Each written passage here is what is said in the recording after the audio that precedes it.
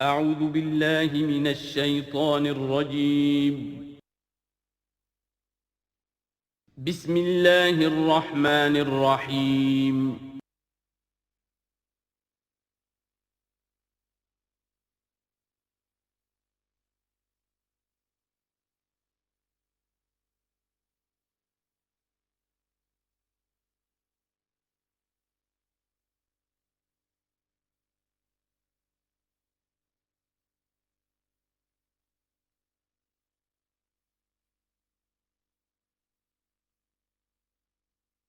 اعوذ باللہ من الشیطان الرجیم بسم اللہ الرحمن الرحیم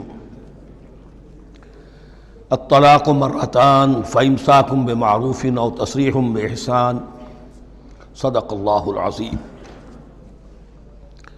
پچھلی نشست میں جو مضامین آئے تھے ان میں سے ایک کے بارے میں مجھے احساس ہوا کہ میں نے ایک بات شروع کی تھی لیکن نامکمل رہ گئی۔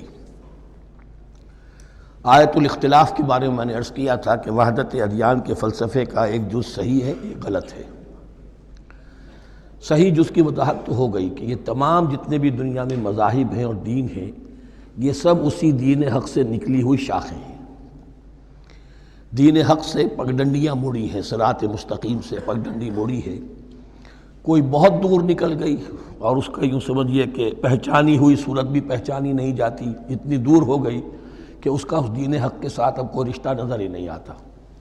کچھ اتنے دور نہیں ہوئے، قدرے قریب رہے، لیکن سب کی بنیاد ایک ہے۔ ظاہر بات ہے کہ حضرت آدم کی نسل سے بات شروع ہوئی ہے، حضرت آدم کی اولاد ایک ہی امت تھی۔ یہ تفرقے جو بھی ہوئے بعد میں ہوئے ہیں۔ تو وحدت ادیان اس اعتبار سے صحیح ہے کہ دنیا میں تمام ادیان، تمام نظام، تمام مذاہب جو ہیں وہ در حقیقت ایک ہی دین حق کی بگڑی ہوئی شکلیں ہیں، بدلی ہوئی شکلیں ہیں، لیکن اسی سے نکلی ہوئی شاخیں ہیں جنہوں نے شکلیں اپنی بدل لی ہیں۔ غلط حصہ یہ کہ اب جو یہ سب کچھ موجود ہے ان کو ایک کہنا یہ جہالت ہے۔ اب ان کو ظاہر بات ہے کہ ان کی شکلیں اتنی ہو چکی ہیں مختلف ایک دوسرے سے، اور اتنی ان میں تحریفات ہو چکی ہیں، اتنا تغیر و تبدل ہو چکا ہے کہ اب ان کو ایک کہنا موجودہ شکل میں یہ در حقیقت فتنہ ہے اور جہالت ہے۔ دوسری بات جو آخری مضمون آیا تھا 28ویں رکوع میں، دیکھیے اس کی ایک تمہید ہے، وہ سمجھ لیجئے۔ انسانی تمدن کا اہم ترین اور بنیادی ترین مسئلہ کیا ہے تمدن کا؟ ایک ہے انسانی زندگی کا مسئلہ۔ انسانی زندگی کا سب سے پہلا مسئلہ وہی ہے کہ جو حیوانی زندگی کا بھی ہے، اپنی مادی ضروریات، پیٹ کھانے کو مانگتا ہے، سب سے پہلے یہی ہے، اس میں کوئی شک نہیں۔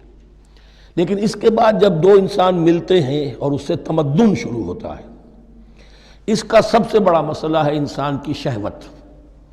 اللہ نے دو جنسیں بنا دی ہیں، مرد ہیں، عورت ہیں، اور ان دونوں کے درمیان تعلق سے نسل آگے چلتی ہے۔ اب اس معاملے کو کیسے ہارنس کیا جائے، کیسے منظم کیا جائے، یہ جذبہ بہت پوٹنٹ ہے۔ جو فرائڈ نے کہا ہے، بس وہ یوں سمجھیے کہ ذرا زیادہ مرچ مسالہ لگا دیا، ورنہ اس میں کوئی شک نہیں کہ یہ بہت ہی پوٹنٹ جذبہ ہے انسان کا۔ انسٹنکٹ جو ہے، سیکس کا انسٹنکٹ، وہ بہت مضبوط ہے، بہت قوی ہے۔ لیکن جو شے جتنی قوی ہو اتنا ہی اسے پھر، جو گھوڑا جتنا منہ زور ہو اتنا ہی اس کو لگام دینا جو ہے وہ آسان نہیں ہوتا، اس کے لیے پھر مشقت کرنی پڑتی ہے۔ تو اب اگر تو اس سیکس کو اوپن کر دیا جاتا، کھلا سیکس، فری سیکس، آج کل یہ لفظ استعمال ہوتا ہے، فری سیکس، کیوس ہوتا، تمدن میں فساد ہو جاتا۔ اس کے لیے شادی کا معاملہ کہ ایک عورت کا ایک مرد کے ساتھ رشتہ رہے، سب کو معلوم ہو کہ یہ اس کی بیوی ہے، یہ اس کا شوہر ہے، تاکہ اس طریقے سے نسب کا معاملہ بھی چلے اور ایک خاندانی ادارہ وجود میں آئے۔ ورنہ تو خاندانی ادارہ بس کیسے وجود میں آئے گا؟ فری سیکس میں تو خاندانی ادارہ وجود میں آ ہی نہیں سکتا۔ تو شادی کا، نکاح کا یہ رشتہ جو ہے یہ اللہ تعالیٰ نے اختیار کیا اور یہ انسانوں کو سکھایا۔ اب اس میں مرد اور عورت کیا بالکل برابر ہیں؟ اس سے بڑی حماقت کوئی نہیں، اس لیے کہ کسی بھی ادارے کے دو برابر کے سربراہ نہیں ہو سکتے۔ اتنی موٹی بات ہے کہ اگر آپ کسی ایک محکمے کے دو ڈائریکٹر بنا دیں، بات غلط ہو جائے گی، خراب ہو جائے گی۔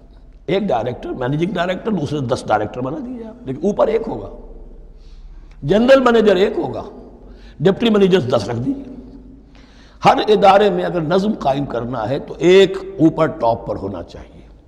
لہذا جب ایک مرد اور ایک عورت، مرد اور عورت انسان ہونے کے ناطے بالکل برابر ہیں، ایک ہی باپ کے نطفے سے بیٹا بھی ہے بیٹی بھی ہے، ایک ہی ماں کے رحم میں بھائی نے بھی پرورش پائی ہے اور بہن نے بھی، اس اعتبار سے وہ برابر ہیں، شرف انسانیت میں، نوع انسانی کی حیثیت سے، human dignity and honour they share both equally, absolutely equally. لیکن جب ایک مرد اور ایک عورت مل کر خاندان کے بنیاد رکھتے ہیں تو اب یہ برابر نہیں رہے۔ جیسے انسان سب برابر ہیں لیکن چپڑاسی اور افسر برابر نہیں ہے، اس کے کچھ اور اختیارات ہیں، اس کے کچھ اور اختیارات ہیں، اس کے کچھ اور فرائض ہیں، اس کے کچھ اور فرائض ہیں۔ اس طریقے سے اس رشتے کے معاملے میں، اور یہ بھی نوٹ کر لیجئے کہ یہی وجہ اس قدر تفصیل کے ساتھ سب سے پہلے احکام قرآن میں دیے جا رہے ہیں اسی آئلی قوانین کے متعلق۔ لیکن تمدن کی جڑ بنیاد یہ ہے، یہاں سے خاندان بنتا ہے، اور خاندانوں کے اجتماع کا نام معاشرہ ہے۔ خاندان کا نظام، اب ہمارا پاکستانی جو معاشرہ ہے، اگر ہماری 14 کروڑ تعداد ہے اس وقت، 7 افراد ایک خاندان کے اگر آپ شمار کر لیں تو آپ سمجھیے اتنے خاندان ہماری دنیا میں اس وقت موجود ہیں، 2 کروڑ خاندان ہیں، ان خاندانوں پر مشتمل ہے۔ خاندان کا ادارہ مستحکم ہوگا، معاشرہ مستحکم ہو جائے گا۔ خاندان کے ادارے میں صلاح ہوگی، فلاح ہوگی، معاشرے میں صلاح و فلاح آئے گی۔ وہاں فتور ہوگا، فساد ہوگا، بے چینی ہوگی، ظلم ہوگا، ناانصافی ہوگی، وہاں کنفلکٹس ہوں گے، میاں اور بیوی میں جو ہے جھگڑے ہو رہے ہوں گے تو اولاد کی تو جو ہے پھر وہاں تربیت صحیح نہیں ہو سکتی، ان کی تربیت میں منفی چیزیں شامل ہو جائیں گی۔ تو یہ ساری چیزیں جس کی وجہ سے بڑی تفصیل سے قرآن مجید میں احکام دیے گئے ہیں آئلی قوانین، ان میں جہاں تک یہ معاملات ہے، طلاق کا معاملہ ہے، اس میں برابر نہیں ہے۔ شادی کرنے میں عورت کو بھی حق ہے، وہ شادی سے انکار کر دے، جبر نہیں کیا جا سکتا۔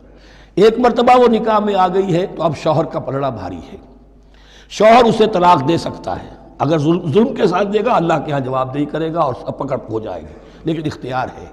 وہ خود طلاق نہیں دے سکتی، البتہ طلاق حاصل کر سکتی ہے، خلا جسے ہم کہتے ہیں، وہ عدالت کے ذریعے سے، بڑوں کے ذریعے سے، رشتہ داروں کے ذریعے سے خلا کرے، لیکن طلاق دینے کا حق اس کو برابر نہیں ہے مرد کی طرح۔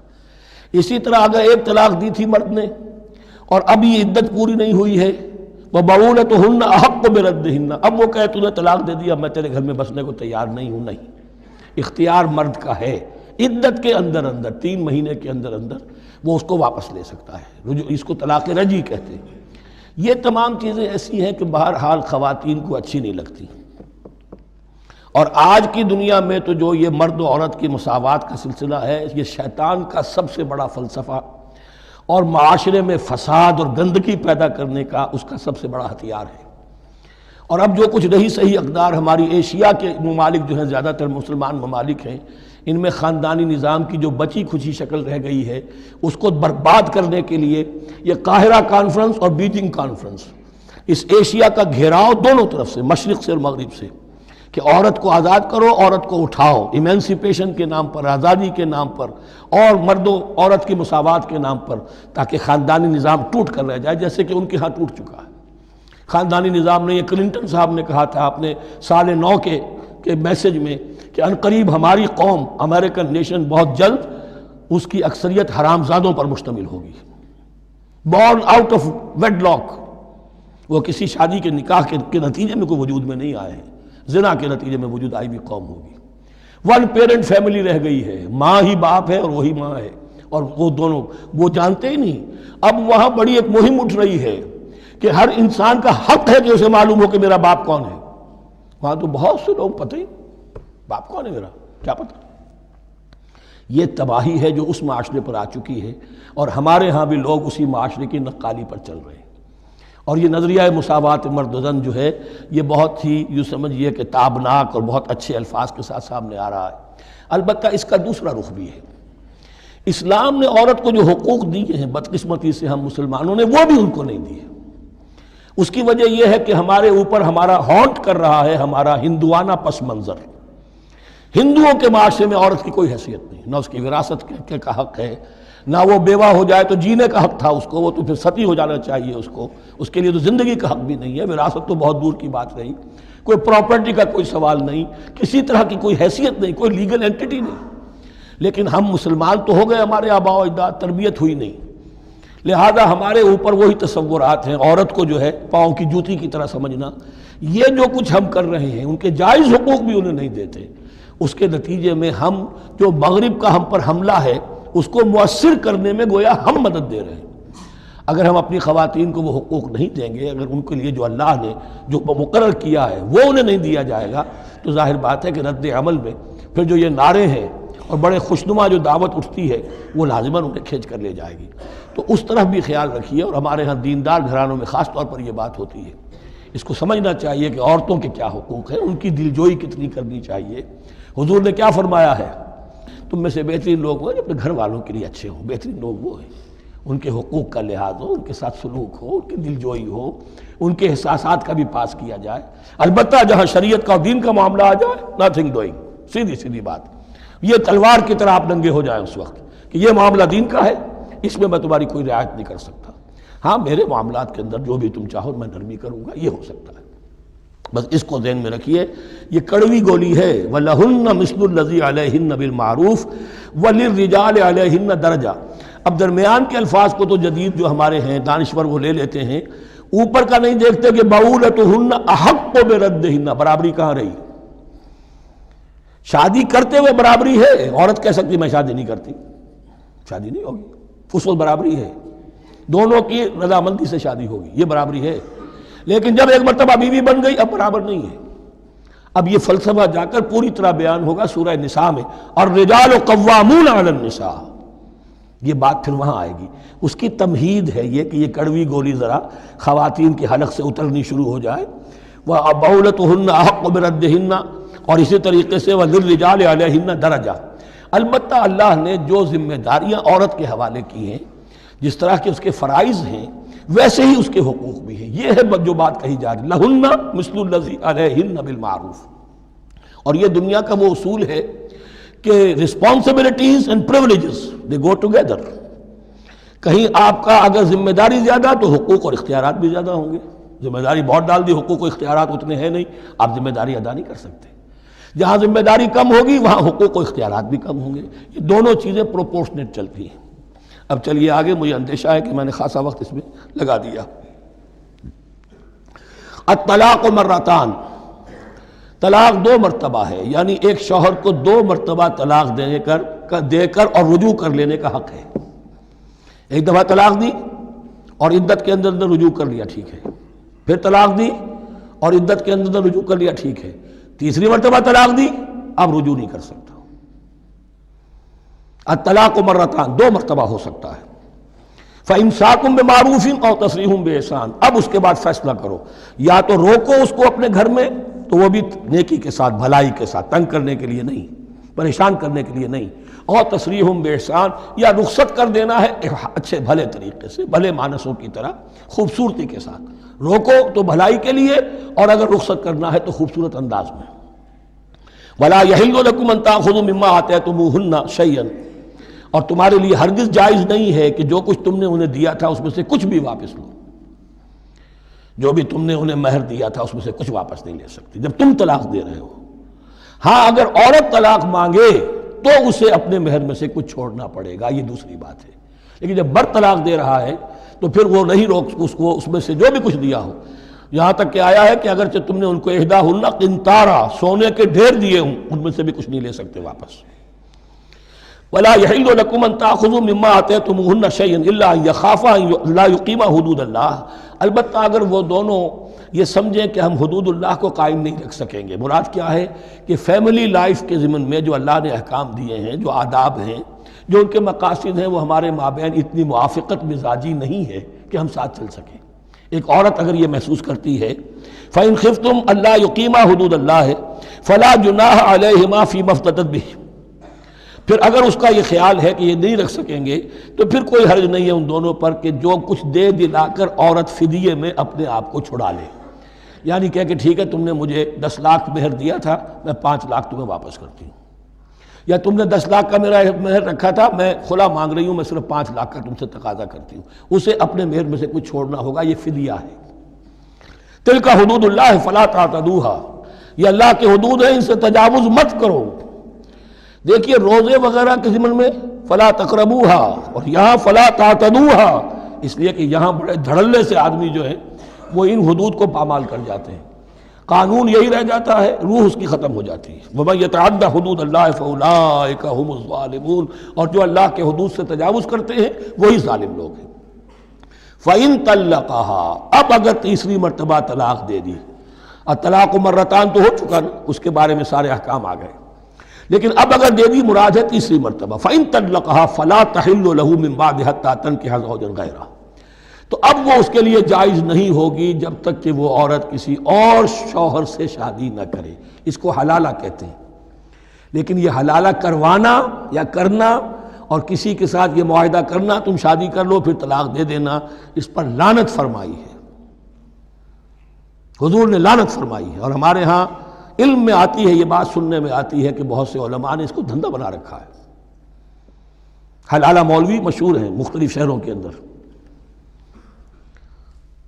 فَإِن طَلَّقَهَا فَلَا تَحِلُّ لَهُ مِن بَعْدُ حَتَّى تَنكِحَ زَوْجًا غَيْرَهُ فَإِن طَلَّقَهَا، پھر اگر وہ بھی دوسری شادی کی دوسری جگہ پر، اس عورت نے اس شوہر سے بھی نہیں بنی، اس نے بھی طلاق دے دی، فَلَا جُنَاحَ عَلَيْهِمَا أَن يَتَرَاجَعَا، تو اب کوئی گناہ نہیں ہوگا ان دونوں پر کہ وہ رجوع کر لیں، پہلے سابق شوہر سے شادی کر لیں۔ یعنی عورت کو شاید عقل آ گئی ہو، کوئی اسی کی زیادتی تھی کہ پہلے شوہر کے ہاں بس نہیں سکی، اب دوسری مرتبہ کا تجربہ ہو گیا تو اس کے کان ہو گیا کہ کوئی غلطی میری ہی ہے، اب شاید دوبارہ وہ اپنے شوہر کی طرف، سابقہ شوہر کی طرف رجوع کرنا چاہے تو اس کی اجازت ہے۔ ان ظنا ان یقیما حدود اللہ، اگر ان کو یہ یقین ہو کہ وہ اللہ کے حدود کی پاسداری کر سکیں گے۔ اللہ کے حدود جو ہے احکام شریعت، ان کو بہرحال مد نظر رکھنا ہے اور فائق رکھنا ہے۔ وَتِلْكَ حُدُودُ اللَّهِ يُبَيِّنُهَا لِقَوْمٍ يَعْلَمُونَ، اور یہ وہ حدود ہیں اللہ کے جن کو وہ واضح کر رہا ہے، کھول کھول کر بیان کر رہا ہے ان لوگوں کے لیے کہ جو علم حاصل کرنا چاہیں۔ ترجمہ یہ ہوتا ہے عام طور پر جنہیں علم حاصل ہے، اصل میں کسی وقت فعل کو طلب فعل کے معنی میں استعمال کیا جاتا ہے عربی زبان میں، یعلمون جو جاننا چاہیں، جن کے اندر طلب ہے علم کی۔ وَإِذَا طَلَّقْتُمُ النِّسَاءَ فَبَلَغْنَ أَجَلَهُنَّ، تو جب تم لوگ اپنی بیویوں کو طلاق دو اور پھر وہ اپنی عدت پوری کر لیں، فَأَمْسِكُوهُنَّ بِمَعْرُوفٍ أَوْ سَرِّحُوهُنَّ بِمَعْرُوفٍ، تو اب چاہو تو روکو انہیں لیکن معروف طریقے سے، اور چاہو تو انہیں رخصت کر دو وہ بھی اچھے طریقے پر۔ وَلَا تُمْسِكُوهُنَّ ضِرَارًا لِتَعْتَدُوا، اور دیکھو ایسا نہ کرو کہ تم روکو انہیں تنگ کرنے کے لیے۔ اچھا ذرا اس کی میں اور خبر لوں گا رجوع کر کے، ذرا اگر تو طلاق ہو گئی تو آزاد ہو جائے گی، غصہ اتنا چڑھا ہوا ہے کہ ابھی وہ غصہ ٹھنڈا نہیں ہوا ہے، رجوع کر رہا ہے اس لیے کہ اسے اور پریشان کروں، اسے اور تکلیفیں پہنچاؤں، تو اب یہ کیا ہوا، قانون تو اجازت دے رہا ہے لیکن تم نے قانون کا مذاق اڑایا، تم نے اللہ کی دی ہوئی اس اجازت کا ناجائز استعمال کیا۔ ہاں اگر بسانے کا واقعی ارادہ ہو گیا ہے تو ضرور تم رجوع کر لو، رجوع کا حق تمہیں ہے، لیکن اگر یہ نہیں ہے، پریشان کرنا ہے، فَلَا تُمْسِكُوهُنَّ وَلَا تُمْسِكُوهُنَّ ضِرَارًا لِتَعْتَدُوا، ضدم زدہ ان پر زیادتی کرنے کے لیے، ستانے کے لیے۔ وَمَنْ يَفْعَلْ ذَلِكَ فَقَدْ ظَلَمَ نَفْسَهُ، اور جو کوئی بھی یہ کام کرے گا اس نے اپنی جان پر ظلم ڈھایا۔ وَلَا تَتَّخِذُوا آیَاتِ اللَّهِ هُزُوًا، اور دیکھو اللہ کی آیات کو مذاق اور کھیل نہ بنا لو، ٹھٹھا نہ بنا لو۔ یہ اچھی طرح جان لیجئے، لا از لا and there can be law which has no flaw. Flawless law is impossible. اس لیے تقوی، اللہ کا خوف ہر جگہ پر بار بار، ورنہ تم اللہ کی شریعت کا تماشا بنا دو گے، ٹھٹھا بنا دو گے۔ وَلَا تَتَّخِذُوا آیَاتِ اللَّهِ هُزُوًا وَاذْكُرُوا نِعْمَتَ اللَّهِ عَلَيْكُمْ، اور یاد کرو، ذکر کرو، شعور کرو اللہ کے انعامات کا جو تم پر ہوئے ہیں۔ وَمَا أَنزَلَ عَلَيْكُمْ مِنَ الْكِتَابِ وَالْحِكْمَةِ، اور جو اس نے نازل فرما دی ہے تم پر اپنی کتاب، اپنی شریعت اور حکمت، یعظکم بہ، اس کے ذریعے سے تمہیں نصیحت کر رہا ہے، سیدھا راستہ بتا رہا ہے۔ واتقوا اللہ، اللہ کا تقوی اختیار کرو۔ وَاعْلَمُوا أَنَّ اللَّهَ بِكُلِّ شَيْءٍ عَلِيمٌ، اور جان لو کہ اللہ تعالیٰ کو ہر چیز کا حقیقی علم حاصل ہے۔ وَإِذَا طَلَّقْتُمُ النِّسَاءَ فَبَلَغْنَ أَجَلَهُنَّ فَلَا تَعْضُلُوهُنَّ أَن يَنكِحْنَ أَزْوَاجَهُنَّ إِذَا تَرَاضَوْا بَيْنَهُم بِالْمَعْرُوفِ، اور جب تم اپنی عورتوں کو طلاق دے دو پھر وہ اپنی عدت پوری کر لیں، تو مت آڑے آؤ اس میں کہ وہ عورتیں پھر نکاح کر لیں اپنے سابق ازواج سے، اذا تراضوا بینہم بالمعروف، جبکہ وہ آپس میں رضامند ہو جائیں بھلے طریقے پر۔ یعنی اگر طلاق مغلظ نہیں ہے، دیکھیے ایک طلاق ہوتی ہے بائن، پہلی طلاق دوسری طلاق، یہ جب تک عدت ختم نہیں ہوئی طلاق رجعی کہلاتی ہے، اس کے دوران شوہر کو رجوع کرنے کا حق ہے۔ عدت پوری ہو گئی، اب یہ بائن ہو گئی، اب شوہر اور بیوی کا جو رشتہ ہے ٹوٹ گیا۔ اب اگر نکاح ہوگا تو دوبارہ ہوگا، اس میں عورت کی مرضی کو دخل ہے، عدت کے اندر عورت کی مرضی کو دخل نہیں ہے، لیکن عدت کے بعد اب عورت کو اختیار ہے، اب تو نکاح ثانی ہوگا، سوائے طلاق مغلظ کے۔ تیسری طلاق اگر ہو گئی ہے تو پھر جب تک اس کا نکاح کسی اور سے نہ ہو جائے، وہ بھی طلاق دے دے، تو ان کے درمیان نکاح نہیں ہو سکتا۔ گویا کہ یہ دو طلاقوں کے بعد اگر پھر یہ لوگ جبکہ طلاق بائن ہو چکی ہو، وہی عورت وہی مرد پھر نکاح کرنا چاہیں تو اب تم آڑے مت آؤ۔ ہوتا کیا ہے، عورت کے بھائی ہیں، اب انہیں غصہ چڑھا ہوا، اس بدماش نے یہ کچھ کیا تھا، اس نے تمہیں ایسے ایسے ستایا تھا، اس نے یہ کیا تھا، اب تمہیں ہم شادی نہیں کرنے دیں گے اس کے ساتھ، نہیں، یہ کام تمہارا نہیں ہے۔ اگر وہ اذا تراضوا بینہم، اگر وہ باہم راضی ہو جائیں تو تم اب ان کے آڑے مت آؤ، بالمعروف، ذالک یوعظ بہ من کان منکم یؤمن باللہ والیوم الآخر، یہ وہ چیزیں ہیں جن کی نصیحت کی جا رہی ہے تم میں سے ان کو جو واقعتاً ایمان رکھتے ہو اللہ پر اور یوم آخر پر۔ ان کے اندر ایمان ہی نہیں ہے، ان کے لیے یہ سارا جو ہے بھینس کے آگے بین بجائے جاؤ کیا حاصل ہے، وہ تو پھر اس کو کوئی فائدہ نہیں پہنچے گا۔ ذالک یوعظ بہ من کان منکم یؤمن باللہ والیوم الآخر ذالکم ازکی لکم واطہر، یہ طریقے جو ہیں تمہارے لیے زیادہ پاک ہیں، زیادہ عمدہ ہیں۔ واللہ یعلم وانتم لا تعلمون، اللہ جانتا ہے تم نہیں جانتے۔ اپنی عقل کو مقدم نہ رکھو، یہ اللہ کا علم ہے، اسی نے عورت کو بنایا، اسی نے مرد کو بنایا، اسے مرد بھی عزیز ہے، عورت بھی عزیز ہے۔ الخلق عیال اللہ، حضور نے فرمایا تمام مخلوق اللہ کے کنبے کے مانند ہے۔ اللہ کو تو اپنا ہر انسان مرد ہو یا عورت ہو محبوب ہے، پسندیدہ ہے، اس کی تخلیق ہے، اس کا شاہکار ہے، لیکن یہ کہ وہ جانتا ہے کہ عورت کے کیا حقوق ہونے چاہیے، مرد کے کیا ہونے چاہیے۔ لہذا واللہ یعلم وانتم لا تعلمون والوالدات یرضعن اولادہن حولین کاملین، اور والداؤں کے لیے، ماؤں کے لیے ضروری ہے کہ وہ اپنی اولاد کو 2 سال دودھ پلائیں پورا۔ اور یہ خاص طور پر یہاں تذکرہ ہو رہا ہے جب طلاق کا مسئلہ ہو۔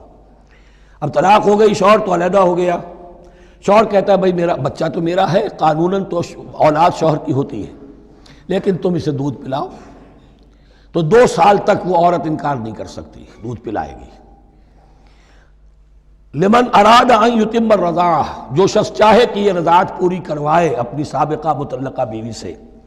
وعلی المولود لہ رزقہن وکسوتہن بالمعروف، لیکن اس عرصے کے لیے جس کی وہ اولاد ہے، یعنی شوہر جو سابق ہے، اس کے ذمے ہے اس کا رزق اور اس کا لباس، جسے ہم نان نفقہ کہتے ہیں۔ 2 سال اگر اس نے دودھ پلانا ہے، اس ماں نے، مطلقہ ماں نے اپنے طلاق دینے والے شوہر کے بیٹے کو یا بیٹی کو، تو اب اس عرصے کے دوران اس کا نان نفقہ اس کے ذمے ہے، باپ کے ذمے ہے، بالمعروف، بڑے طریقے سے۔ یعنی یہ کہ ایسا نہ ہو کہ ہے تو کروڑ پتی، لیکن اب وہ اس کو بیوی کو مطلقہ کو وہ دینا چاہے نان نفقہ اپنی خادماؤں کی طرح کا، نہیں، وہ ہونا چاہیے معروف طریقے پر۔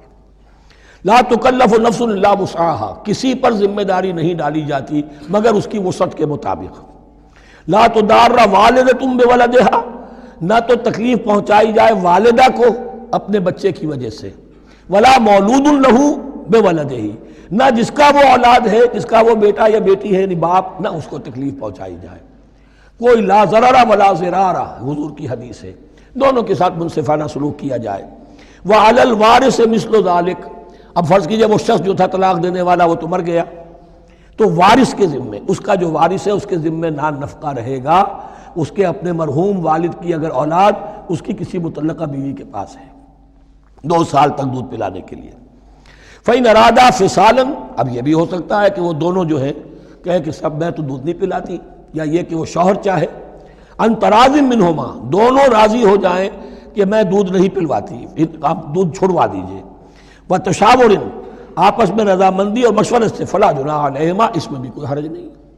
اگر دودھ چھڑوانا چاہیں، وہ کسی اور سے دودھ پلوانا چاہتے ہیں، کوئی دایا رکھ لی ہے اس سے دودھ پلوانا چاہتا ہے، ٹھیک ہے، لیکن ہونا چاہیے جبر نہ ہو، ماں پر جبر نہ ہو۔ ان تراض منہما، دونوں کی رضامندی سے، وتشاور، اور مشورے سے، فلا جناح علیہما، تو پھر ان دونوں پر کوئی حرج نہیں ہے۔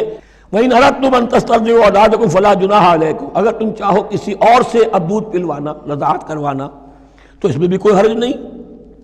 فَلَا جُنَاحَ عَلَيْكُمْ إِذَا سَلَّمْتُمْ مَا آتَيْتُمْ بِالْمَعْرُوف، جبکہ ان کی ماں، اس کی ماں کو تم دے چکو جو کچھ کہ تم نے طے کیا تھا معروف اور بھلے طریقے پر. واتقوا اللہ، اور اللہ کا تقوی اختیار کرو. واعلموا ان اللہ بما تعملون بصیر، اور جان لو کہ جو کچھ تم کر رہے ہو اللہ اسے دیکھ رہا ہے. والذین یتوفون منکم ویذرون ازواجا، اور وہ کہ جو تم میں سے وفات پا جائیں اور وہ چھوڑ جائیں بیویاں. یتربصن بانفسہن، اب یہ عدت جو تھی، ایک تھی طلاق کی عدت، وہ 3 ماہواریاں آ جانا، 3 مہینے اندازن، اور ایک ہے جو فوت ہو گیا، اور بیوہ کی عدت کیا ہے. والذین یتوفون، جو تم میں سے وفات دے دیے جائیں، منکم تم میں سے، ویذرون ازواجا، پیچھے بیویاں چھوڑ گئے ہوں، یتربصن بانفسہن 4 اشہر وعشرا، وہ روکے رکھیں اپنے نفسوں کو 4 مہینے اور 10 دن. 4 مہینے 10 دن تک ایک جو بیوہ عورت ہے وہ کوئی اور نکاح نہیں کر سکتی. 4 مہینے 10 دن. فَإِذَا بَلَغْنَ أَجَلَهُنَّ، اور جب وہ اپنی اس مدت تک پہنچ جائیں، یعنی پوری ہو گئی مدت عدت کی، فَلَا جُنَاحَ عَلَيْكُمْ فِي مَا فَعَلْنَ فِي أَنفُسِهِنَّ، تو تم پر کوئی گناہ نہیں ہے اس معاملے میں جو وہ اپنے بارے میں کریں. اب وہ آزاد ہے، نکاح کر سکتی ہیں. اب تم روکنا چاہو، ہماری ناک کٹ جائے گی، یہ بیوہ بیٹھ نہیں سکی، اس سے رہا نہیں گیا، نہیں، غلط بات، تمہارا کوئی اختیار نہیں. لا جناح علیکم فیما فعلن فی انفسہن بالمعروف، کریں نیک طریقے سے، بھلے طریقے سے، شریعت کے مطابق، قواعد شریعت کے مطابق، تو تمہارا اختیار نہیں ہے کہ روکو. واللہ بما تعملون خبیر، اور جو کچھ تم کر رہے ہو اللہ اس سے باخبر ہے. ولا جناح علیکم فیما عرضتم بہ من خطبۃ النساء واکننتم فی انفسکم، اب یہ انہی بیواؤں کا ذکر ہو رہا ہے. تم پر کوئی حرج نہیں ہے کہ جو تم اشارے میں کوئی بات اور پیغام دینا چاہو کسی بیوہ کو، اشارے کنائے میں، لیکن یہ کہ اس میں عدت کے دوران نکاح تو نہیں ہو سکتا. اشارے کنائے میں یہ کچھ بات کہی جا سکتی ہے کہ مجھے دلچسپی ہے، شاید میں کوئی بھی طریقہ اختیار کیا جائے. او اکننتم فی انفسکم، یا اپنے دلوں میں چھپائے رکھو، تو اللہ کو کوئی اعتراض نہیں. اس میں یہ کہ ظاہر بات ہے کہ ایک آدمی علم اللہ انکم ستذکرونہن، اللہ کے علم میں ہے تمہیں ان کا خیال تو آئے گا ہی. آخر یہ عورت تھی، بیوہ ہو گئی ہے، اب میں اس سے شادی کر سکتا ہوں، آپ کو رغبت ہے اس کی طرف نکاح کی، تو اب کوئی آدمی سوچے میرے دل میں خیال آ رہا ہے بیوہ کے بارے میں، میں تو گناہ گار ہو گیا، میرا دل گناہ گار ہو گیا. نہیں، یہ قانون فطرت ہے. علم اللہ انکم ستذکرونہن، اللہ کے علم میں ہے ان کا خیال تو تمہیں آئے گا ہی. ولیکن لا تواعدوہن سرا، لیکن ایسا نہ کرو کہ ان سے معاہدہ کر لو خفیہ خفیہ، طے ہو جائے، بات پکی ہو جائے. سرا الا ان تقولوا قولا معروفا، سوائے اس کے کہ کوئی معروف بات کہہ دی جائے جس سے انہیں اشارہ مل جائے، بس. ولا تعزموا عقدۃ النکاح حتی یبلغ الکتاب اجلہ، اور مت باندھو گراہ نکاح کی جب تک کہ قانون شریعت اپنی مدت پوری نہ کر لے، یعنی عدت جب تک پوری نہ ہو جائے. اب یہاں دیکھیے حتی یبلغ الکتاب، کتاب سے مراد شریعت، قانون شریعت. کتاب سے مراد یہاں کیا ہے کہ جو بھی قانون آ چکا ہے کتاب کے اندر، 4 مہینے 10 دن کے بعد نکاح اس سے پہلے نہیں ہوگا. وَاعْلَمُوا أَنَّ اللَّهَ يَعْلَمُ مَا فِي أَنفُسِكُمْ فَاحْذَرُوهُ، اور جان لو کہ اللہ خوب جانتا ہے جو تمہارے دلوں میں ہے، پس اس سے ڈرو، اس کی پکڑ سے بچو. وَاعْلَمُوا أَنَّ اللَّهَ غَفُورٌ حَلِيمٌ، اور یہ بھی جان لو اللہ غفور بھی ہے، بخشنے والا بھی ہے. وہ خطا ہو گئی ہے، استغفار کرو، توبہ کرو، اللہ معاف فرمائے گا. اور حلیم ہے، وہ فوراً نہیں پکڑتا بلکہ ڈھیل دیتا ہے، مہلت دیتا ہے، اگر چاہو تو تم توبہ کر لو. لا جناح علیکم ان طلقتم النساء ما لم تمسوهن او تفرضوا لهن فریضہ، تم پر کوئی گناہ نہیں ہے کہ تم ایسی بیویوں کو طلاق دے دو کہ جن کو نہ تو تم نے اب تک چھوا ہو اور نہ ان کے لیے مہر مقرر کیا ہو. یہ ہو جاتا تھا نکاح جو ہے بچپن میں بھی کر دیے جاتے تھے، لیکن ابھی کوئی نوبت نہیں آئی ہے، نکاح تو ہو گیا لیکن نہ کوئی مہر مقرر ہوا ہے، نہ کوئی ان کی ملاقات ہوئی ہے. تو اگر ایسا کرو گے تو تم طلاق دے سکتے ہو. وَمَتِّعُوهُنَّ، لیکن شرافت کا تقاضا یہ ہے کہ جو لڑکی تم سے منسوب رہی ہے، اب اگر وہ رشتہ توڑ رہے ہو تو اسے کچھ دے دلا کر، اسے کچھ نہ کچھ متاع، کچھ سامان دنیاوی دے کر. متعوہن علی الموسع قدرہ وعلی المقتر قدرہ، جو وسعت والا ہے، جس کو کشائش حاصل ہے، غنی ہے، وہ اپنی حیثیت کے مطابق، اور جو تنگ دست ہے وہ اپنی حیثیت کے مطابق. متاعا بالمعروف، اور یہ ساز و سامان دینا جو ہے یہ بھی بھلے انداز میں ہو، ایسا نہ ہو جو خیرات دی جا رہی ہو. حقا علی المحسنین، یہ حق ہے محسنین پر، یہ سمجھے کہ ہم پر اللہ تعالیٰ کی طرف سے عائد کردہ یہ ذمہ داری ہے۔ وَإِن طَلَّقْتُمُوهُنَّ مِن قَبْلِ أَن تَمَسُّوهُنَّ وَقَدْ فَرَضْتُمْ لَهُنَّ فَرِيضَةً، اور اگر دوسری شکل یہ ہے کہ تم نے طلاق دی ایسی بیوی کو کہ جس کو تم نے چھوا تو نہیں ہے لیکن مہر مقرر ہو چکا تھا، فَنِصْفُ مَا فَرَضْتُمْ، تو اب آدھا مہر جو ہے جو تم نے فرض کیا تھا، جو طے کیا تھا، اس کا آدھا تو تمہیں دینا ہی دینا ہے۔ الا یعفونا، الا یہ کہ وہ معاف کر دیں، ہمیں آدھا بھی نہیں چاہیے، یا چلیے ہمیں چوتھائی دے دیجئے۔ او یعفو الذی بیدہ عقدۃ النکاح، یا وہ اس کے اندر جو ہے سخاوت سے کام لے کہ جس کے ہاتھ میں نکاح کی گرہ ہے، گرہ تو مرد کے ہاتھ میں، وہ کھول سکتا ہے، عورت طلاق دے نہیں سکتی، لہذا کیوں نہ ایسا کرو کہ تم پورا ہی مہر دے دو۔ فرمایا وَأَن تَعْفُوا، اگر تم درگزر کرو اور زیادہ دو، اقرب للتقوی، یہ تقوی سے قریب تر ہے۔ وَلَا تَنْسَبُوا الْفَضْلَ بَيْنَكُمْ، اپنے مابین احسان کرنا مت بھولو، اور اپنے مابین جو فضیلت اللہ نے تمہیں دی ہے عورتوں پر اس کو مت بھولو۔ تمہارا پھر ایٹیچیوڈ بھی ایسا ہونا چاہیے کہ تم اپنے بڑے ہونے کے حساب سے ان کے ساتھ نرمی کرو، ان کو زیادہ دو، ان کو جتنا بھی مہر مقرر کیا تھا اس سے بھی زیادہ دے دلا کے رخصت کرو۔ قانون میں تو صرف مہر ہوگا، البتہ قانون یہی ہے کہ اگر انہیں چھوا نہیں ہے، مقاربت نہیں ہوئی ہے، لیکن یہ کہ مہر مقرر ہو چکا تھا تو آدھا مہر تو لازماً دینا ہے۔ آدھا بھی یہ چھوڑ سکتی ہے عورت، لیکن تمہارے لیے بہتر ہے کہ تم پورا دو یا اور زیادہ دو۔ ان اللہ بما تعملون بصیر، یقیناً جو کچھ تم کر رہے ہو اللہ دیکھ رہا ہے۔ حافظوا علی الصلوات والصلاۃ الوسطی، محافظت کرو پوری طرح، چوکس ہو کر، چوکنے ہو کر تمام نمازوں کی، اور خاص طور پر صلاۃ وسطیٰ کی۔ یعنی بار بار جو آ رہا ہے جان لو اللہ جانتا ہے، جان لو اللہ دیکھ رہا ہے، جو کچھ تم کر رہے ہو اللہ کی نگاہ میں ہے، جو کچھ تم کر رہے ہو اللہ باخبر ہے، یہ سارا کچھ جو ہے یہ اللہ کی یاد ذہن میں برقرار رکھنے کے لیے تمہیں نماز دی گئی ہے۔ 5 وقتہ تم حاضر ہو، دنیا کے کاروبار سے نکلو اور آ کر پھر عہد اللہ سے اپنا جو ہے، یہ جو حفیظ کا ایک شعر ہے، آؤ سجدے میں گرے لوح جبیں تازہ کریں، سرکشی نے کر دیے دھندلے نقوش بندگی، آؤ سجدے میں گرے لوح جبیں تازہ کریں۔ یہاں پر جو ہمارا بندگی کا نقش تھا سرکشی کی وجہ سے وہ دھندلے ہو گئے ہیں۔ سرکشی نے کر دیے دھندلے نقوش بندگی، آؤ سجدے میں گرے لوح جبیں تازہ کریں، کہ پھر اس پر اللہ تعالیٰ کے ساتھ جو عہد کیا ہے ایاک نعبد و ایاک نستعین اسے پھر تازہ کریں۔ حافظوا علی الصلوات والصلاۃ الوسطی، صلاۃ وسطیٰ کے بارے میں بہت سے اقوال ہیں، لیکن عام طور پر اس سے مراد عصر کی نماز لی گئی ہے۔ دن میں 2 نمازیں اس سے پہلے ہیں، فجر ہے، ظہر ہے، 2 پھر بعد میں ہیں، مغرب ہے، عشاء ہے۔ وقوموا للہ قانتین، اور کھڑے ہوا کرو اللہ کے سامنے پورے ادب کے ساتھ۔ یعنی ایک تو رکوع ہے جس میں جھکنا ہے، سجدہ ہے جھکنے کی انتہا ہے، قیام بھی قنوت کے ساتھ ہو، معلوم ہو کہ ایک بندہ اپنے آقا کے سامنے کھڑا ہے، اس کے کھڑے ہونے کے انداز میں بھی معلوم ہو کہ تواضع ہے، عجز ہے۔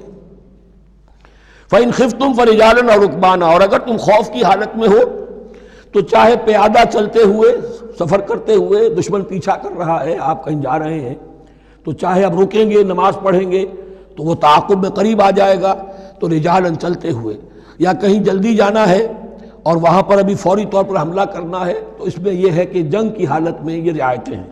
چلتے ہوئے اور رکبانہ یا سوار ہونے کی حالت میں بھی نماز پڑھی جا سکتی ہے۔ فَإِذَا أَمِنْتُمْ، لیکن پھر جب امن میں ہو جاؤ، فَاذْكُرُوا اللَّهَ كَمَا عَلَّمَكُمْ، پھر اللہ کو یاد کرو جیسے کہ تمہیں اس نے سکھایا ہے۔ کس نے سکھایا ہے؟ محمد الرسول اللہ نے۔ صلو کما رأیتمونی اصلی، نماز پڑھو جیسے کہ تم مجھے دیکھتے ہو میں نماز پڑھتا ہوں۔ وہ ہے اللہ کا سکھایا ہوا، اس لیے کہ یہ بھی ثابت ہے روایات سے کہ حضرت جبرائیل نے آ کر حضور کو نماز پڑھائی ہے، 2 دن پڑھائی ہے۔ ایک دن 5 نمازیں اول وقت میں پڑھائیں، دوسرے دن 5 نمازیں آخری وقت میں پڑھائیں، اور بتا دیا کہ ان نمازوں کا وقت ان اوقات کے دوران ہے۔ تو معلم جو ہے حضور کے نماز کے معاملے میں حضرت جبرائیل ہے، اور اب حضور جو ہے پوری امت کے لیے معلم ہے۔ فَإِذَا أَمِنْتُمْ فَاذْكُرُوا اللَّهَ كَمَا عَلَّمَكُمْ مَا لَمْ تَكُونُوا تَعْلَمُونَ، جو کہ تم نہیں جانتے تھے اللہ نے تمہیں سکھایا ہے۔ وَالَّذِينَ يُتَوَفَّوْنَ مِنْكُمْ وَيَذَرُونَ أَزْوَاجًا، اور پھر دوبارہ لوٹ کر معاملہ آ رہا ہے بیواؤں کا، اور جو لوگ تم میں سے وفات دے دیے جائیں اور وہ چھوڑ جائیں پیچھے بیویاں، وَصِيَّةً لِأَزْوَاجِهِمْ مَتَاعًا إِلَى الْحَوْلِ غَيْرَ إِخْرَاجٍ، تو ان کی بیویوں کے لیے وصیت لازماً، اپنی بیویوں کے لیے وصیت لازماً کریں 1 سال تک کے لیے نان نفقے کی، اور بغیر اس کے کہ انہیں گھروں سے نکالا جائے۔ اب یوں سمجھیے اس کو، ایک شخص فوت ہوا، 4 بیویاں ہیں، ایک کے ہاں اولاد تھی، بیٹا تو اسی کا ہے، باقی 3 تو اس کی جو ہیں سوتیلی مائیں ہیں۔ ایک ماں کو تو وہ اپنی ماں سمجھ کر اس کی خدمت کرے گا، باقی 3 کو لائبلٹی سمجھے گا۔ تو فرمایا ایسا نہ ہو کہ فوراً نکال دو کہ جاؤ اپنا راستہ لو، جس سے تمہاری شادی تھی وہ گیا۔ 1 سال کے لیے انہیں گھر سے نہ نکالا جائے اور ان کا نان نفقہ دیا جائے۔ لیکن یہ بھی اصل میں تھا وصیت کا، جب یہ جو قانون آئے گا وراثت کا تو اس سے پہلے کے لیے ہے۔ جیسے کہ والدین کے لیے کہا گیا تھا وصیت کرو، ایسے بیویوں کے لیے بھی کرو۔ جب ان کا حق آ گیا، اس لیے کہ شوہر مر گیا ہے تو بیوی کا حق ہے اس کی وراثت میں، بیوی مر گئی ہے شوہر کا حق ہے اس کی وراثت میں، تو وہ تو وراثت کے اندر حق معین ہو گیا، تو اب یہ وصیت کی ضرورت نہیں۔ اور اسی طرح 1 سال کا نفقہ نہیں ہے، اب نفقہ جو ہے وہ صرف عدت کے دوران کا ہے، جو ہم اس سے پہلے پڑھ چکے ہیں۔ فَإِنْ خَرَجْنَا فَلَا جُنَاحَ عَلَيْكُمْ فِي مَا فَعَلْنَ فِي أَنفُسِهِنَّ، لیکن اگر وہ خود نکل جائیں، ظاہر بات ہے کہ عدت ہوتی 4 مہینے 10 دن، اب تم سال بھر روکو گے تو نہیں ان کو، اگر وہ شادی کر کے کہیں اور جا کے بسنا چاہیں تو تم پر کوئی الزام نہیں آئے گا، جو کچھ وہ کرتی ہیں اپنی جانوں کے بارے میں معروف ہو، بھلے طریقے پر، معروف طریقے پر۔ واللہ عزیز الحکیم، اور یقیناً اللہ تعالیٰ زبردست ہے، حکمت والا۔ وللمطلقات متاع بالمعروف، اسی طرح مطلقات کے لیے بھی ساز و سامان زندگی کی ضروریات ہے معروف طریقے پر، حقاً علی المتقین، لیکن یہ ہے عدت کے وقت تک کے لیے۔ اسی معاملے میں شاہ بانو کیس میں ایک جو فیصلہ دیا تھا، یہ کلکتہ ہائی کورٹ نے، اس پر پھر ہندوستان میں ایجیٹیشن ہوا۔ اس نے یہ فیصلہ دیا تھا کہ کوئی مسلمان اپنی بیوی کو طلاق دے دے تو اب وہ بیوی اگر تو دوسری شادی کر لے تب تو بات دوسری ہے، ورنہ جب تک زندہ رہے گی اس طلاق دینے والے پر اس کا نان نفقہ جو ہے رہے گا پوری زندگی تک۔ اس پر مسلمانوں نے کہا، بھارت کے مسلمانوں نے، یہ ہماری شریعت میں دخل اندازی ہے، شریعت نے صرف عدت تک کا حق رکھا ہے مطلقہ کے لیے، تم ساری زندگی کہاں سے لا رہے ہو؟ پھر وہ فساد ہوا، پھر بہت سے لوگوں نے جانیں دیں، پھر جو ہے ایجیٹیشن ہوا، لیکن پھر راجیو گاندھی کو گھٹنے ٹیکنے پڑے، اور پھر قانون بنا دیا گیا بھارت میں کہ کوئی عدالت ہندوستان کی including supreme court of India مسلمانوں کے آئلی قوانین میں دخل نہیں دے سکتی۔ میں سلام کیا کرتا ہوں مسلمانان بھارت کو، مسلمانوں نے وہاں پر یہ بات بھی نہیں ہونے دی کہ جب قرآن شریعت کا حکم جو ہے وہ یہ ہے کہ مطلقہ کو عدت تک کے لیے نان نفقہ ہے تو ساری زندگی کا کوئی معاملہ نہیں۔ کذالک یبین اللہ لکم آیاتہ لعلکم تعقلون، اسی طرح اللہ تعالیٰ تمہارے لیے اپنی آیات کو واضح کر رہا ہے تاکہ تم عقل سے کام لو اور سمجھو۔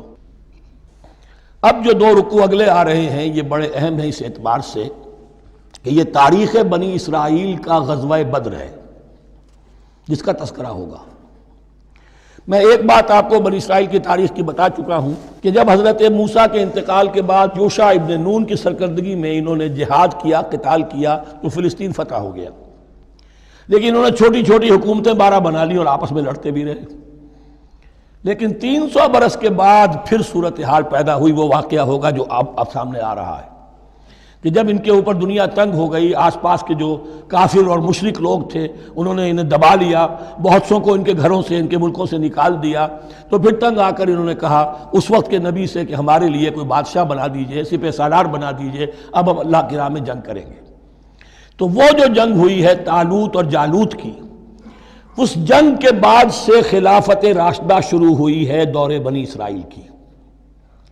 گویا کہ خلافت راشدہ دور بنی اسرائیل کی 300 برس بعد آئی ہے ان کے رسول کے انتقال کے، جبکہ خلافت راشدہ اس امت مسلمہ کی متصل ہے رسول اللہ صلی اللہ علیہ وسلم کے زمانے کے ساتھ، اس لیے کہ صحابہ نے جانیں دیں، خون دیا، قربانیاں دیں، اور اس کے نتیجے میں حضور کی زندگی ہی میں دین غالب ہو گیا، اسلامی ریاست قائم ہو گئی۔ تو ظاہر بات ہے اس کے بعد آپ کے انتقال کے بعد خلافت کا دور شروع ہو گیا، لیکن وہاں یہ سارے سال 300 برس گزرے ہیں، اس کے بعد ان کا دور خلافت آیا ہے، اور اس میں بھی 3 خلافتیں ہیں کہ جو متفق علیہ ہیں، ویسے وہاں تو وہ نبوتیں ہیں، طالوت علیہ السلام، داؤد علیہ السلام اور سلیمان علیہ السلام۔ چوتھی خلافت پر آ کر تقسیم ہو گئی ہے، جیسے حضرت علی کے زمانے میں چوتھی خلافت میں عالم اسلام جو ہے دارالاسلام منقسم ہو گیا کہ مصر اور شام نے حضرت علی کی خلافت کو تسلیم نہیں کیا۔ اسی طرح حضرت سلیمان کے دو بیٹوں میں پھر ان کی مملکت تقسیم ہو گئی، ایک اسرائیل اور ایک یہودیہ، یہ دو ریاستیں وجود میں آئی، جیوڈی۔ بہرحال یہ جو واقعہ تھا کہ جس کے بعد خلافت راشدہ شروع ہو رہی ہے، اسلام کا غلبہ شروع ہو رہا ہے حضرت موسیٰ کی تاریخ میں، وہ ہے طالوت اور جالوت کی جنگ۔ اس کے لیے اب یہاں پر تذکرہ ہو رہا ہے، اور یہ بھی ایک آئینہ دکھایا جا رہا ہے صحابہ کرام کو، اب یہی مرحلہ تمہیں درپیش ہے۔ غزوہ بدر آیا چاہتا ہے، آئینہ، coming events cast their shadows before, تمہیں پہلے سے بتایا جا رہا ہے۔ الم تر الی الذین خرجوا من دیارہم، کیا تم لوگوں نے غور نہیں کیا، کیا تم نے غور نہیں کیا ان لوگوں کے حال پر کہ جو نکل گئے اپنے گھروں سے، وہم الوف، جبکہ وہ ہزاروں کی تعداد میں تھے، حذر الموت، موت سے ڈر کی وجہ سے، یعنی جب کفار اور مشرکین نے غلبہ کر لیا ان پر اور بہت سے ملکوں سے یہ بھاگے اپنے ملک چھوڑ کر، فقال لهم اللہ موتوا، تو اللہ نے ان سے کہا کہ مر جاؤ، ثم احیاہم، پھر انہیں زندہ کیا۔ یہاں یہ بھی ہو سکتا ہے مراد کہ فی الواقع یہ عمل ہوا ہو، اور یہ بھی مراد ہو سکتا ہے جیسے قوم مر جاتی ہے لیکن پھر اس کا نشأت ثانیہ ہو جاتی ہے، پھر اللہ نے ان کے اندر ایک جذبہ پیدا کر دیا۔ یعنی یہاں پر مرنا اور احیاء جو ہے وہ معنوی ہو، روحانی ہو، اخلاقی ہو، وہ بالفعل جسدی نہ ہو، لیکن اللہ کے اختیار سے باہر نہیں، اس کی قدرت میں ہے، سب کو مار کر بھی دوبارہ جلا سکتا ہے۔ ان اللہ لذو فضل علی الناس ولکن اکثر الناس لا یشکرون، اور یقیناً اللہ تعالیٰ تو اپنے بندوں پر بڑا فضل کرتا ہے، لیکن اکثر لوگ جو ہے شکر نہیں کرتے، ناقدری کرتے ہیں اللہ کے احسانات کی۔ لیکن اب وہ غزوہ بدر جو ہے ان کا سابقہ امت مسلمہ کا، اس کا حال بیان کرنے سے پہلے مسلمانوں سے گفتگو ہو رہی، اس لیے کہ ہے تو ساری ان کے لیے، ان کی ہدایت کے لیے۔ تاریخ بیان کرنا قرآن کا مقصد نہیں ہے، تاریخ کی کتاب نہیں ہے یہ، تو جو پروسیس آف ریولوشن چل رہا تھا، جو جد و جہد تھی، جو تحریک تھی محمد رسول اللہ کی، جس مرحلے میں سے وہ تحریک گزر رہی ہے، اسی مرحلے کی مناسبت سے سابقہ تاریخ سے بھی واقعات لائے جا رہے ہیں، اور اسی کی مناسبت سے وہ جو بھی وقتی احکام ہیں وہ دیے جا رہے ہیں۔ وَقَاتِلُوا فِي سَبِيلِ اللَّهِ وَاعْلَمُوا أَنَّ اللَّهَ سَمِيعٌ عَلِيمٌ، اور جنگ کرو اللہ کے راستے میں، اور جان لو اللہ تعالیٰ سب کچھ سننے والا اور جاننے والا ہے۔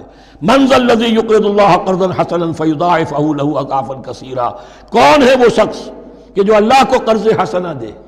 یہ انفاق جب کیا جاتا ہے خالص اللہ کے دین کے لیے، تو اللہ کہتا ہے یہ میرے ذمہ قرض ہے، دین میرا ہے، تم میرے دین کو غالب کرنا چاہتے ہو، میری حکومت قائم کرنا چاہتے ہو، تو جو کچھ اس میں خرچ کرو گے وہ مجھ پر قرض ہے، قرض حسنہ ہے۔ من ذا الذی یقرض اللہ قرضا حسنا فیضاعفہ لہ، تو اللہ اس کو اس کے لیے بڑھاتا رہے، دگنا کرتا رہے، اضعافا کثیرا، دگنا چوگنا، بہت گنا۔ واللہ یقبض ویبسط، اور اللہ ہی کے اختیار میں کسی چیز کو چھوٹا کر دینا، سکیر دینا، اور کھول دینا اور کشائش کر دینا۔ وَإِلَيْهِ تُرْجَعُونَ، اور اسی کی طرف تمہیں لوٹا دیا جائے گا۔ یہاں دیکھیے یہ دونوں چیزیں، جہاد بالنفس اس کی آخری شکل قتال، اور جہاد بالمال اس کے لیے پہلے لفظ آ رہا تھا انفاق، اب قرض حسنہ، اللہ کو قرض حسنہ۔ الم تر الی الملأ من بنی اسرائیل من بعد موسیٰ، کیا تم نے غور نہیں کیا موسیٰ کے بعد بنی اسرائیل کے سرداروں پر، ملا من بعد موسیٰ، اذ قالوا لنبی لہم، جبکہ انہوں نے اپنے نبی سے کہا، یہ تو میں آپ کو حدیث سنا چکا ہوں، کوئی وقت ایسا نہیں گزرا حضرت موسیٰ کے بعد کہ نبی کوئی نہ کوئی موجود نہ رہا ہو، حضرت عیسیٰ تک۔ اس زمانے کے جو نبی تھے ان سے انہوں نے کہا لَهُمْ مُبَعْثْ لَنَا مَلِكًا نُقَاتِلْ فِي سَبِيلِ اللَّهِ، اب ہمارے لیے کوئی بادشاہ مقرر کر دیجئے تاکہ ہم اللہ کی راہ میں قتال کریں، جنگ کریں۔ یہاں بادشاہ سے مراد ہے جو سپہ سالار ہو، نبی ہے تو ظاہر بات ہے کہ نبی کا رتبہ تو بلند رہے گا، لیکن نبی کے تابع ہو کر کوئی شخص کہ جو جنگ کی سپہ سالاری کر سکے اس کو نامزد کر دیجئے۔ قال هل عصیتم ان کتب علیکم القتال الا تقاتلوا، جو نبی تھے یہ سیموئیل نبی تھے، سموئیل، یہ آپ اولڈ ٹیسٹمنٹ میں پڑھیں گے، سیموئیل نبی۔ انہوں نے کہا کہ اس کا بھی اندیشہ ہے کہ جب جنگ فرض کر دی جائے اللہ تقاتلوا، پھر تم جنگ نہ کرو، یعنی ابھی تو بڑے تمہارے دعوے ہیں، بہادری دکھا رہے ہو، بڑا جوش و خروش ہے، کہیں ایسا تو نہیں ہوگا کہ ادھر سے میں اللہ تعالیٰ سے اجازت بھی لوں جنگ کی اور تمہارے لیے کوئی سپہ سالار یا بادشاہ بھی بنا دوں اور پھر تم جنگ سے کنی کترا جاؤ۔ قالوا وما لنا الا نقاتل فی سبیل اللہ، ان کا کیسے ممکن ہے کہ ہم اللہ کی راہ میں قتال نہ کریں؟ وقد اخرجنا من دیارنا وابنائنا، جبکہ ہمیں نکال دیا گیا ہے ہمارے گھروں سے اور ملکوں سے اور اپنے بیٹوں سے، یعنی ان کی اولاد کو تو انہوں نے غلام بنا لیا، ان کی عورتوں کو بانیہ بنایا، اب یہ تو نکلے ہوئے ہیں اپنے ملکوں سے خوف سے بھاگے ہوئے۔ فلما کتب علیہم القتال، تو جب ان پر وہ جنگ فرض کر دی گئی، تولوا الا قلیلا منہم، تو پیٹھ پھیر گئے سب کے سب سوائے کچھ لوگوں کے۔ یہ گویا کہ تنبیہ کی جا رہی ہے، مسلمانوں تم بھی بہت کہتے رہے ہو کہ حضور ہمیں جنگ کی اجازت ملنی چاہیے، ہم کب تک یہ ظلم سہیں گے، لیکن ایسا نہ ہو دیکھو اب جب جنگ کا حکم آئے، اب پڑھ چکے ہم وہ آیت کتب علیکم القتال وہو کرہ لکم، اب اچھی نہیں لگ رہی جنگ، جان تو پیاری ہے، تو اب دکھا دیا گیا وہاں بھی یہ ہوا۔ واللہ علیم بالظالمین، اور اللہ ایسے ظالموں سے خوب باخبر ہے۔ وقال لهم نبیہم، اور ان سے کہا ان کے نبی نے، ان اللہ قد بعث لکم طالوت ملکا، تمہارے لیے اللہ تعالیٰ نے طالوت کو بادشاہ مقرر کیا ہے۔ ان کا نام تورات میں آیا ہے سول یا ساؤل، SAUL۔ اب یہ سمجھ میں نہیں آتا، ہو سکتا ہے کہ اصل نام ساؤل ہو، لیکن چونکہ وہ بہت قداور تھے، طول قداور، اس لیے ان کا ایک صفاتی نام ہو طالوت۔ قرآن مجید نے صفاتی نام لیا ہے کہ وہ بہت قداور تھے۔ قالوا انا یکون له الملک علینا، اب انہوں نے کہا کیسے ہو سکتا ہے کہ اسے بادشاہت ملے ہمارے اوپر، ونحن احق بالملک منہ، ہمیں زیادہ حق حاصل ہے اس کے مقابلے میں کہ ہمیں بادشاہی دی جائے۔ ولم یؤت سعۃ من المال، وہ تو مفلس ہے، اسے تو اللہ نے کوئی زیادہ دولت دی نہیں ہے، کیونکہ ان کے معیار تو یہی تھے، جو دولت مند ہے وہی صاحب عزت ہے۔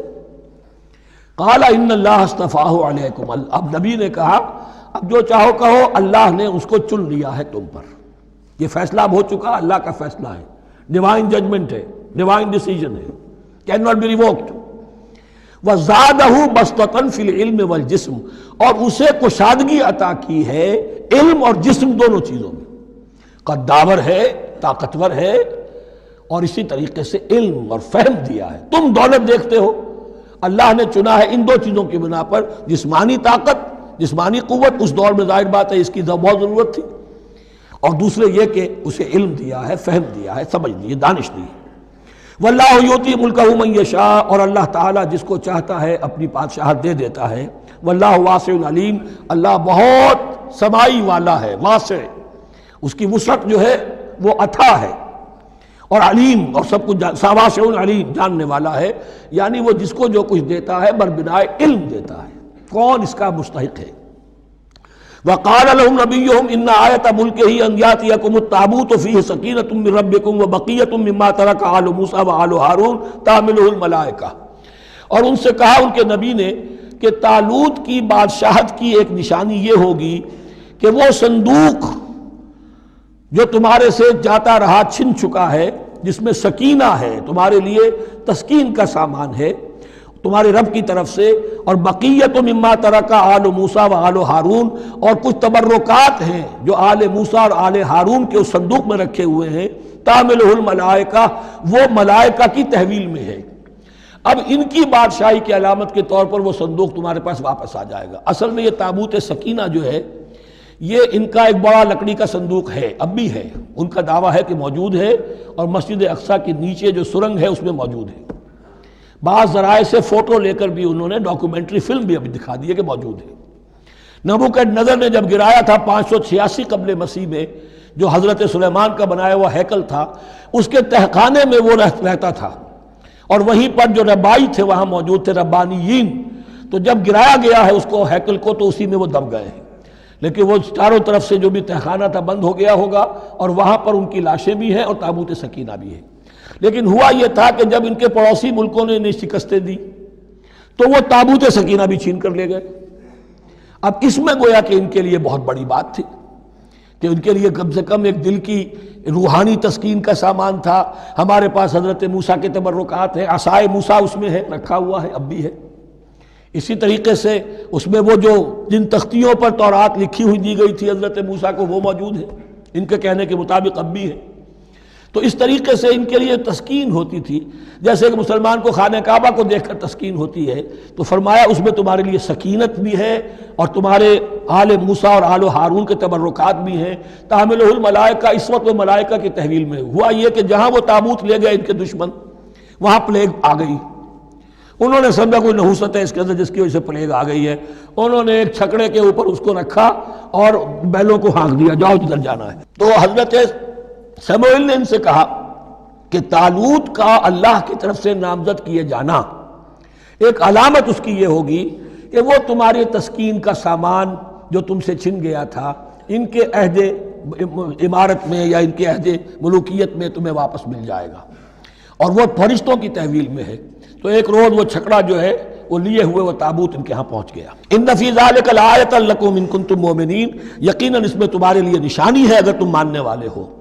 فلما فصل طالوت بالجنود، اب جب حضرت طالوت اپنے لشکروں کو لے کر چلے، ان میں سے جو لوگ تو انکار کر گئے رہ گئے، جو لوگ چلے ساتھ ان کو لے کر چلے۔ قال ان اللہ مبتلیکم بنہر، انہوں نے فرمایا اپنے لشکر والوں سے اللہ تعالیٰ تمہاری ایک آزمائش کرے گا ایک نہر سے، دریا سے، یہی جو ہے جارڈن ریور جارڈن، اس کو کراس کر کے پھر حملہ کرنا تھا۔ فمن شرب منہ فلیس منی، جو اس میں سے پیٹ بھر کر پانی پیے گا وہ مجھ میں سے نہیں ہے۔ ومن لم یطعمہ فإنہ منی، جو اس میں سے پانی نہیں پیے گا وہ میرا ساتھی ہے۔ الا من اغترف غرفۃ بیدہ، سوائے اس کے کہ کوئی صرف اپنے چلو سے اور وہ کچھ وہ ایک گھونٹ لے لے۔ یہ اصل میں ہر کمانڈر کے لیے ضروری ہوتا ہے کہ کسی بھی بڑی جنگ سے پہلے اپنے ساتھیوں کا مورال دیکھے، ڈسپلن کی حالت دیکھے۔ تو جیسے حضور نے بھی غزوہ بدر سے قبل مشاورت کی تھی کہ مسلمانوں ایک لشکر آ رہا ہے جنوب سے کیل کانٹے سے لیس، اور ایک قافلہ آ رہا ہے شمال سے، اور اللہ نے ان دو میں سے ایک کا وعدہ کیا تمہیں ضرور ملے گا، بتاؤ کدھر چلیں۔ اندازہ ہو گیا کچھ لوگ جو کمزوری دکھا رہے تھے انہوں نے کہا چلیں جی پہلے قافلہ لوٹ لیں، اور جو لوگ تھے باہمت انہوں نے کہا جو حضور آپ کی ارادہ جو آپ کا منشا ہو۔ تو یہاں بھی انہوں نے اس سے ٹیسٹ کیا ہے کہ آیا وہ میرے حکم کی پابندی کرتے ہیں یا نہیں کرتے۔ فشربوا منہ، تو ان سب نے بہتوں نے پیا اس میں سے خوب جی بھر کر، الا قلیلا منہم، سوائے ان میں سے بہت کم تعداد میں۔ فلما جاوزہ ہوا والذین آمنوا معہ، تو جب گزرے اس دریا کے پار اترے وہ اور وہ لوگ جو ان کے ساتھ ساتھیہ اہل ایمان رہ گئے تھے، یعنی پہلی سکریننگ پہلے ہو چکی تھی جو قتال ہی کے منکر ہو گئے تھے، اور اس کے بعد دوسری ہو گئی ہے کہ جو اس چھلنی میں سے نہیں نکل سکے، وہ پانی پی کر بے سدھ ہو گئے۔ یہ ایسا ہی ہے جیسے غزوہ احد میں حضور صلی اللہ علیہ وسلم کے ساتھ 1000 آدمی مدینے سے نکلے تھے اور پھر عین وقت پر 300 آدمی ساتھ چھوڑ کر چلے گئے۔ تو جب انہوں نے دریا پار کر لیا انہوں نے اور ان کے ساتھی اہل ایمان نے، قالوا لا طاقت لنا اليوم بجالوت وجنودہ، تو انہوں نے کہا کہ ہمارے اندر تو واقعتاً طاقت نہیں ہے کہ ہم جالوت کا اور اس کے لشکروں کا مقابلہ کر سکیں۔ یہ گولیت جس کو کہتے ہیں جالوت، یہ بڑا قوی ہیکل انسان تھا، اور اس کا جو زرہ بختر تھا وہ اتنا پورا جسم ڈھکا ہوا کہ سوائے آنکھ کے سوراخ کے اور کچھ نہیں تھا اس میں، جو نظر ہی نہیں آتا تھا۔ تو اس نے مبارزت کی اور کوئی بھی مقابلے پر نہیں آ رہا تھا۔ قال الذين يظنون انهم ملاقو الله كم من فئة قليلة غلبت فئة كثيرة باذن الله، تو کہا ان لوگوں نے جو یقین رکھتے تھے کہ اللہ سے ملاقات کرنی ہے کہ کئی مرتبہ ایسا ہوا ہے، کتنی مرتبہ ایسا ہوا ہے کہ چھوٹی جماعت غالب آ گئی ہے بڑی جماعت پر اللہ کے حکم سے، یعنی آگے بڑھو، ہمت کرو، اپنی جو ہے کم ہمتی کا ثبوت نہ دو، اللہ تعالیٰ کی نصرت سے اللہ کی مدد سے تمہیں فتح حاصل ہو جائے گی۔ واللہ مع الصابرین، اللہ تو صابروں کے ساتھ ہے۔ وَلَمَّا بَرَزُوا لِجَالُوتَ وَجُنُودِهِ، تو جب وہ سامنے آئے جالوت اور اس کے لشکروں کے، برزا ظاہر ہو جانا، سامنے آمنے سامنے آ جانا، اب ادھر ان کا لشکر ہے طالوت علیہ السلام کا اور ادھر وہ جالوت کا لشکر ہے۔ قالوا، اب انہوں نے دعا کی، ربنا افرغ علینا صبرا، اے اللہ ہم پر صبر انڈھیل دے۔ یہ افرغ کا لفظ ہوتا ہے کسی برتن سے پانی اس طرح گرا دینا کسی کے اوپر کہ وہ برتن خالی ہو جائے، گھڑوں پانی ڈال دینا یا کچھ اور برتن میں سے۔ افرغ علینا صبرا، ہم پر صبر انڈھیل دے، صبر کی بارش فرما دے۔ ربنا افرغ علینا صبرا وثبت اقدامنا، اور ہمارے قدموں کو جما دے، وانصرنا علی القوم الکافرین، اور ہماری مدد فرما ان کافروں کے مقابلے میں۔ یہی دعا گویا کہ تلقین کی جا رہی ہے اہل ایمان کو کہ جب بدر کے موقع پر تمہارا مقابلہ ہوگا تو تمہیں یہ دعا کرنی چاہیے۔ فَهَزَمُوهُمْ بِإِذْنِ اللَّهِ، تو انہوں نے بھگا دیا ان کو اللہ کے حکم سے، اللہ کے اذن سے، اللہ کی مشیت سے۔ وَقَتَلَ داود و جالوتا، اور قتل کیا جالوت کو داود نے۔ یہ داود جو ہے تورات سے معلوم ہوتا گڈریے تھے، جنگلوں میں رہتے تھے اپنی بھیڑیں بکریاں لے کر، اور ان کے پاس ایک گوپیا ہوتا تھا، اس گوپیے کے اندر پتھر رکھ کر اس کو گھما کر وہ مارتے تھے، لیکن نشانہ اتنا صحیح تھا کہ اس سے وہ کہتے تھے کہ میں شیروں کے جبڑے توڑ دیتا ہوں۔ جب کبھی شیر آتے ہیں میرے بھیڑوں بکریوں کے گلوں پر حملے کے لیے، تو جب وہ آ گئے اتفاق سے، جب لشکر آمنے سامنے تھے، ادھر جالوت للکار رہا ہے آئے کوئی میرے مقابلے میں، ادھر سب کے سب سہمے کھڑے ہیں، کوئی آگے نہیں نکل رہا، تو حضرت طالوت آئے، یہ حضرت داود آ گئے اتفاقاً، کہا معلوم ہوا کیا سچویشن ہے، یہ ہے کہ اچھا ٹھیک ہے، میں اس غیر مختون کا میں معاملہ کرتا ہوں، اس لیے کہ یہ ان کے یہاں سب سے بڑی گالی تھی۔ حضرت ابراہیم کی ملت میں ہے ختنہ، اور یہ جو کفار اور مشرک تھے ان کے ہاں ختنہ نہیں تھی، تو نامختون ہونا ان کے ہاں یہ سب سے بڑی گالی تھی۔ اس نامختون کا پھر جو ہے میں اس کو کیفر کردار تک پہنچاؤں گا، میرے پاس یہ گوپیا ہے اور میں تو شیروں کے جبڑے توڑ دیا کرتا ہوں۔ انہوں نے پھر وہ پتھر رکھ کر اور گھمایا ہے، اور سیدھا وہ آنکھ کے سوراخ سے اس کے بھیجے کے اندر اتر گیا، اور اس طریقے سے قتل داود و جالوتا، داود نے جالوت کو قتل کیا، اور اللہ تعالیٰ نے پھر ان کو جو براتی بتا کیے، وَآتَاهُ اللَّهُ الْمُلْكَ وَالْحِكْمَةَ وَعَلَّمَهُ مِمَّا يَشَاءُ۔ ایک تو یہ کہ طالوت علیہ السلام نے اپنی بیٹی کا نکاح ان سے کر دیا، داماد ہو گئے، اور پھر انہی کو وارث بنایا، یہ بادشاہ ہوئے۔ اللہ نے ان کو ہی ملک دیا، حکومت دی، بادشاہت دی، اور دی، نبوت بھی دی، یہ دونوں اعتبارات سے ان کو اللہ تعالیٰ نے سرفراز فرمایا۔ وَعَلَّمَهُ مِمَّا يَشَاءُ، اور پھر اسے سکھایا جو کچھ کہ اللہ نے چاہا۔ وَلَوْلَا دَفْعُ اللَّهِ النَّاسَ بَعْضَهُمْ بِبَعْضٍ، اور اگر اس طریقے سے اللہ ایک گروہ کو دوسرے کے ذریعے سے دفع نہ کرتا رہے، زمین میں فساد ہوتا ہے تو اللہ تعالیٰ کوئی شکل ایسی پیدا کرتا ہے کہ کسی اور گروہ کو سامنے لا کر مفسدوں کا خاتمہ کرتا ہے۔ اگر ایسا نہ ہوتا، وَلَوْلَا دَفْعُ اللَّهِ النَّاسَ بَعْضَهُمْ بِبَعْضٍ لَفَسَدَتِ الْأَرْضُ، تو زمین میں فساد ہی فساد پھیل گیا ہوتا۔ اللہ تعالیٰ نے ان جنگوں کے ذریعے سے ہر بڑا فرعون جو آتا، ہر فرعون موسیٰ، اللہ تعالیٰ نے کوئی نہ کوئی اس کے لیے علاج تجویز کیا ہوا ہے۔ وَلَوْلَا دَفْعُ اللَّهِ النَّاسَ بَعْضَهُمْ بِبَعْضٍ لفسدت الارض ولكن اللہ ذو فضل علی العالمین، لیکن اللہ تعالیٰ تو تمام جہانوں پر بڑا فضل کرنے والا ہے۔ تلک آیات اللہ نتلوها علیک بالحق، یہ اللہ کی آیات ہیں جو ہم پڑھ کر آپ کو سنا رہے ہیں حق کے ساتھ۔ یہ قول گویا کہ حضرت جبرائیل کی طرف منسوب ہوگا، یہ اللہ کی آیات ہیں اے مسلمانوں، اے محمد صلی اللہ علیہ وسلم، جو ہم آپ کو سنا رہے ہیں حق کے ساتھ۔ وَإِنَّكَ لَمِنَ الْمُرْسَلِينَ، اور یقیناً اے محمد صلی اللہ علیہ وسلم آپ رسولوں میں سے ہیں۔ تِلْكَ الرُّسُلُ فَضَّلْنَا بَعْضَهُمْ عَلَى بَعْضٍ، ایک بہت اہم قانون بیان ہو رہا ہے، ان رسولوں میں سے ہم نے بعض کو بعض پر فضیلت دی ہے۔ یہ میں پہلے بیان کر چکا ہوں کل، تفریق بین الرسل کفر ہے، تفضیل یہ قرآن سے ثابت ہے، کوئی افضل ہے اور کوئی مفضول ہے، کسی کو کسی اعتبار سے فضیلت ہے، کسی کو کسی اور اعتبار سے فضیلت، جزوی فضیلت ہے مختلف لوگوں کی ہو سکتی ہے، کلی فضیلت تمام انبیاء اور رسول پر محمد الرسول اللہ کو حاصل ہے۔ تلک الرسل فضلنا بعضهم علی بعض منهم من کلم اللہ، ان میں سے وہ بھی تھے جن سے اللہ نے کلام فرمایا، حضرت موسیٰ علیہ السلام۔ ورفع بعضهم درجات، اور بعضوں کے اور کسی اعتبار سے درجات بڑھا دیے۔ وآتینا عیسیٰ ابن مریم، اور ہم نے عیسیٰ ابن مریم کو البینات بڑے کھلے معجزے دیے۔ وأیدناہ بروح القدس، اور ان کی مدد فرمائی حضرت جبرائیل کے ساتھ۔ وَلَوْ شَاءَ اللَّهُ مَا اقْتَتَلَ الَّذِينَ مِن بَعْدِهِمْ مِن بَعْدِ مَا جَاءَتْهُمُ الْبَيِّنَاتُ، لیکن اللہ چاہتا تو یہ آپس میں نہ لڑتے جھگڑتے، نہ یہودیوں کی آپس میں جنگیں ہوتی، نہ یہودیوں اور نصرانیوں کی ہوتی، نہ نصرانیوں کے فرقے ایک دوسرے سے لڑتے۔ وَلَوْ شَاءَ اللَّهُ مَا اقْتَتَلَ الَّذِينَ مِن بَعْدِهِمْ مِن بَعْدِ مَا جَاءَتْهُمُ الْبَيِّنَاتُ، اس کے بعد کہ ان کے پاس واضح تعلیمات آ چکی تھیں۔ وَلَٰكِنِ اخْتَلَفُوا، لیکن انہوں نے اختلاف کیا۔ فَمِنْهُمْ مَنْ آمَنَ وَمِنْهُمْ مَنْ كَفَرَ، ان میں وہ بھی ہیں جو ایمان لے آئیں گے اور ان میں وہ بھی ہیں جو کفر پر اڑ گئے ہیں۔ وَلَوْ شَاءَ اللَّهُ مَا اقْتَتَلُوا، اگر اللہ چاہتا ان پر لازم کر دیتا، یعنی جبراً تکوینی طور پر، تو اختلاف نہ کرتے، جھگڑتے نہ۔ وَلَٰكِنَّ اللَّهَ يَفْعَلُ مَا يُرِيدُ، لیکن اللہ تو کرتا ہے جو چاہتا ہے۔